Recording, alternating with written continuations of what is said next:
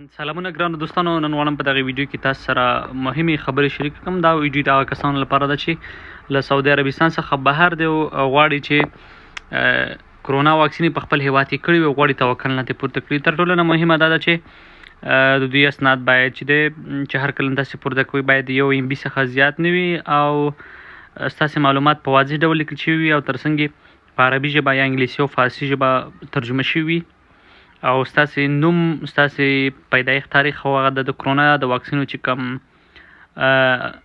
فارمول دی یا کوم کوډ نمبر دی هغه باید په دقیق ډول لیکل شوي وي.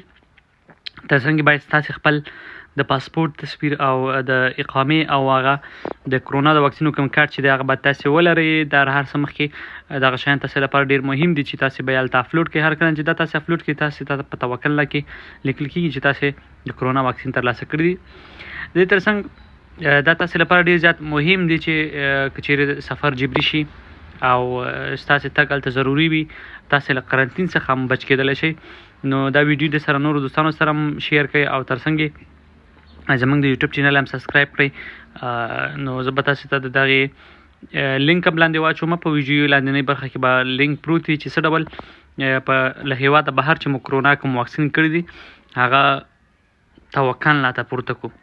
نو دوستانو دغه مهم معلومات دي چې ما تاسو ته ویل تاسې باید دغه خپل اسناد برابر کړئ او له هغې وروسته خپل نو دوستانو دلته چې بلې برخې ته راشو ښکته چې راشو دلته لیکلي دي چې هغه واکسین چې په دغه هېواد لپاره چې دی د اعتبار وړ وي فایزر، موډرینا او اکسفورډ او جانسن او اوس مهال چې په افغانستان کې کوم چینی واکسین کېږي دا هم د اعتماد وړ دي. تاسې کولی شئ دا هم پورته کړئ.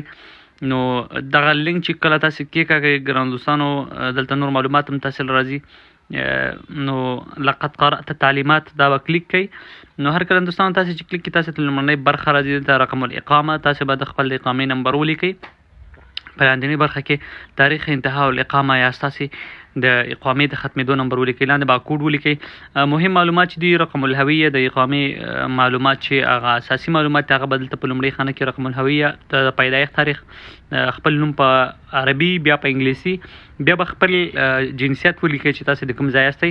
کله چې مو جنسیت ولیکو نو دغلته رقم جواز سفر تاسو څخه د پاسپورت نمبر غوښتل کېږي.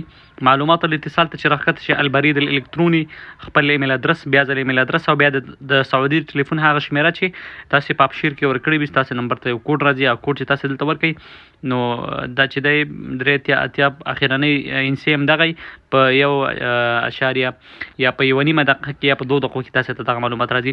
دلته د بله برخه چې د معلومات اللقاح نوع اللقاح یا کوم ډول واکسین تاسې کړي دي فایزر که مو کړی وي که جانسن مو کړی وي دلته به انتخاب کوئ. دولت التطعیم تاسې په کوم هیواد کې د کرونا واکسین کړي دي نو تاسې کولی شئ هلته انتخاب کوئ. نو دلته افغانستان کې دی موږ نو افغانستان به ولیکو. که مو فایزر کړي وي 2 به انتخاب کوئ. اسټراتزینکا 1 اسټراتزینکا 2 ډوزه موډرینا او جانسن فایزر د ټولو واکسینونو نومونه دلته راځي. او بل تاریخ جرعة الاولى که چېرته تاسې 2 ډوزه واکسین وي تاسې 1 ډوز کړی وي نو دغه د 1 ډوز تاریخ تاسې څخه پوښتل کېږي. اوس مهمه برخه ده چې ډېره زیاته اړینه ده هغه نو دوستانو باید د 1 MB څخه ستاسې دغه د فایلونه PDF چې دی دا باید زیات نه وي. په لومړۍ خانه کې به تاسې د خپل پاسپورت تصویر واچوئ. په دویمه خانه کې به تاسې د خپل د کوم د واکسینو کارت چې کوم دی کوشش وکړئ داسې قوي کارت پیدا کړئ اعتبار وړ کارت تاسې پیدا کړئ دلته ور واچوئ. ترڅنګ چې تاسې اضافي نور څه شی لرئ نو تاسې کولی شئ هغه په لاندنۍ درېیمه برخه کې واچوئ. نو ګرانو دوستانو هر کله چې دا تاسې واچول تاسې به وایئ اتحمل مسؤلیه کافة البیانات واقرأوا بصحتها.